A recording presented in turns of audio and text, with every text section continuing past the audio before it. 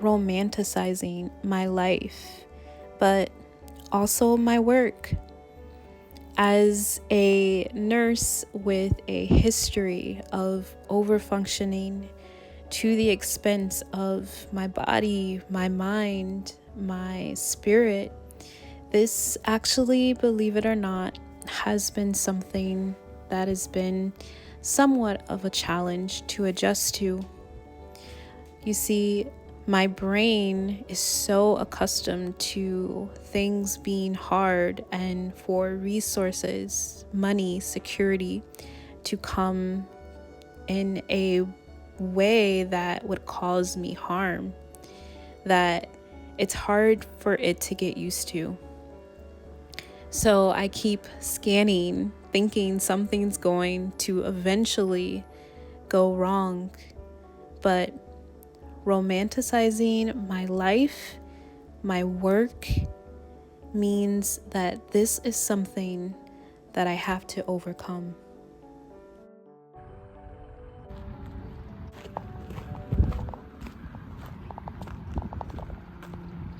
This squirrel just walked right up to me. I'm like, I've never seen this squirrel like be so interactive. Like, are you okay, squirrel? You just walked right up to my feet.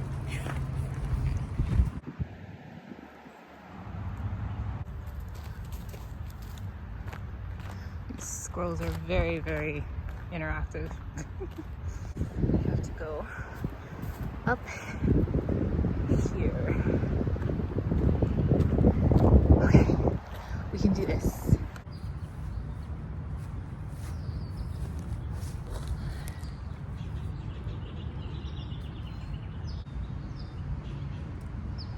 Honestly, when it comes to my work as a creative, as a mystic, as a healer, the major difference with my work as a nurse and this work is that there is no real blueprint for creative mystic work. There is no care plans. As a nurse, I have a certain set of guidelines and care plans and contraindications for medications and policies and procedures. And the difficult challenge with creative work is that you have to rely on your own compass, your own internal compass to create, and you cannot force it. So there's this part of me as a nurse for 18 years, right, who had to force the work and, had this sense of urgency, which is absolutely fine. I don't mind periods of urgency in my work. And there is urgency when it comes to physical health, when it comes to helping someone save their life physically, right? And there's that sense of urgency, which is fine. However, of course, it became too much of this constant driving myself, leaving my body, abandoning my body and my bodily processes, for that sense of urgency. So I have that, right? And then I have this creative, mystic, intuitive healing work, right? And that cannot be forced. It cannot be forced. You cannot sit and say, bring me the idea, bring me the next download.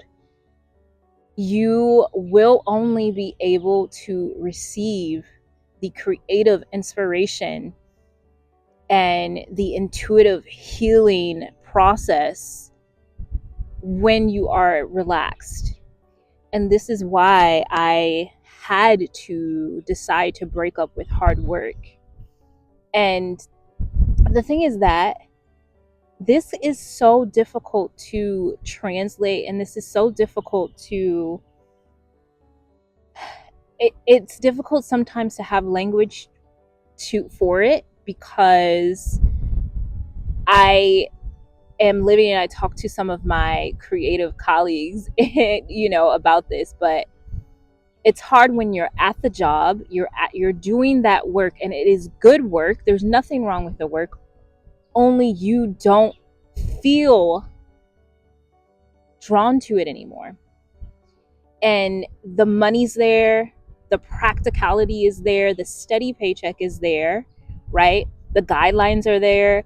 I don't have to make up my own process as a nurse, my own procedure as a nurse. I know that there is this symptom. I know when to call a doctor. I know when to treat. I know that, right? Like I know what to do there. There's a guideline. There's no guidelines here except for the ones that I impose. And so it's really hard, and there's no logic. There's no steady indicator via a paycheck or via a nursing award or um, via a celebration, right? At work, you do a good job at work, your boss gives you a review, you get evaluated for the work that you do. But in creativity and this mystic intuitive healing work, there could be 0 followers, there could be 500 followers, there could be 400, there could be no likes, there could be silence. And so you are your only validation, right? And so because of all of this, all of these difficulties, when you're comparing, traditional work with creative and mystic healing work, because of that, it's really an initiation, and it will force you to transform the way in which you do work and the way in which you decide, or in which you can recognize that your work is fruitful.